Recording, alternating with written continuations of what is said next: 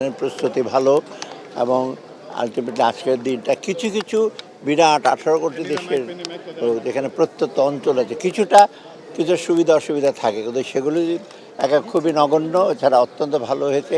আমি বিভিন্ন জায়গা থেকে আমি টেলিফোন পেয়েছি যে আমার বন্ধুবান্ধব আছে বিভিন্ন ডিস্ট্রিক্টে, কুমিল্লা থেকে একটু আগে পেলাম যে অত্যন্ত সুস্থভাবে হচ্ছে।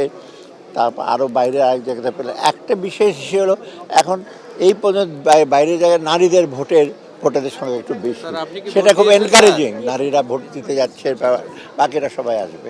অর্থাৎ সব মিলে আমি মনে করি অত্যন্ত একটা সুষ্ঠু নির্বাচন।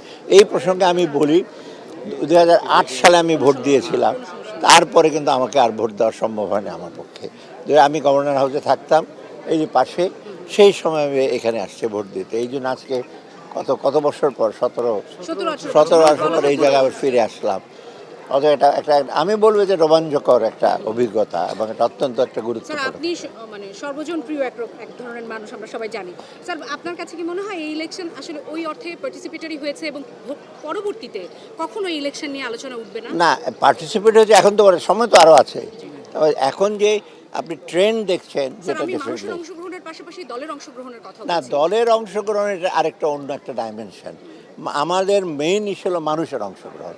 পৃথিবীর অন্যান্য দেশে হয় দল ও মতের বিষয়ে মানুষ যায়, সে কোন দল কে করলো সেটা না। অর্থাৎ আমি মনে করি মানুষের যদি পার্টিসিপেশন হয় ওটাই সবচেয়ে বড় টেস্ট। বাকি কোন দল এসেছে কোন দল আসে নাই সেটা একটা অন্য একটা দিক, কিন্তু আমি মনে হয় মানুষের যদি টার্ন আউট ভালো হয়, কারণ আসলে তো একটি ভোট একজন মানুষ, এটাই তো কাউন্ট করবে। অন্যখানে তো কোন দল করবে সেটা পরে কালেকটিভ ইস্যুতে আসে। অর্থাৎ আমি মনে করি এখন পর্যন্ত যেটা আসছে স্বতঃস্ফূর্ত এবং আরও সামনে আছে সময়, আরও বেশ সময় আছে, তো ভোটার টার্ন আউট ভালো হবে। আর আপনারা একটু আপনারা একটু বাংলাদেশের সবাই একযোগে একটু কাজ করেন, আমাকে দ্রুত সামনে নিয়ে যাওয়ার দিন আসছে। আমরা যতদিন ছিলাম আমরা কিছুটা চেষ্টা করেছি, কিছুটা গ্যাপস আছে, একবারে 17 মাসে সব কিছু করা যায় না। তবে আমরা সদিচ্ছা নিয়ে করেছি, আশা করি আগামী যে সরকার আসুক তারা আমি দ্রুতটার প্রতি এমফেসিস দিচ্ছি।